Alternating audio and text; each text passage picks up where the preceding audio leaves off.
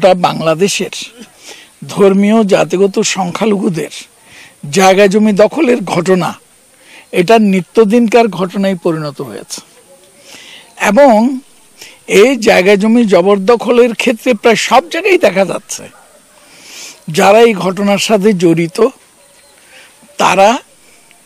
রাষ্ট্রের প্রভাবশালী ব্যক্তি এবং যখনই যে সরকার ক্ষমতায় আসে তারা সেই সরকারের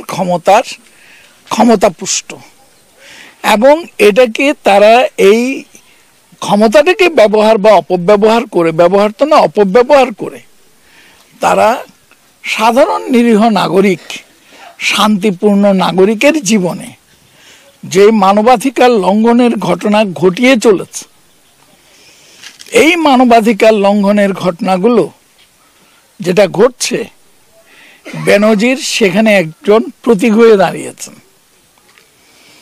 এবং একই সাথে জেনারেল আজিজ তার কথাও আমরা উল্লেখ করতে চাই যদিও জেনারেল আজিজের বিরুদ্ধে এখনো পর্যন্ত সংখ্যালঘুদের জায়গা জমি দখল বা বেদখলের বিষয়ে কোনো অভিযোগ আপনারা উত্থাপন করেন নাই আমাদের কেউ জানা নাই কিন্তু র্যাবের মহাপরিচালক হিসাবে এবং পুলিশের মহাপরিদর্শক হিসাবে ডক্টর বেনজির যে ভূমিকাটি পালন করেছেন এটা শুধু সরকারের ভাবমূর্তিকেই ক্ষুণ্ণ করে নাই এটা গোটা রাষ্ট্রীয় ভাবমূর্তিকেই ক্ষুণ্ণ করেছে আজকে আমি পরিষ্কারভাবে মাননীয় প্রধানমন্ত্রীর কাছে একটি আবেদন করতে চাই এই এলাকাটি সম্পূর্ণভাবে শতভাগ হিন্দু প্রধান এলাকা যাদের শত শত বিঘা জমি জোর করে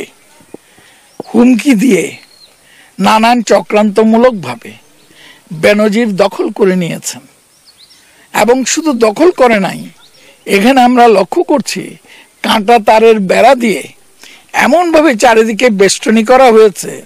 যাতে অন্য কেউ ওই জায়গায় ঢুকতে না পারে এবং ওইদিকেও যে এই এলাকার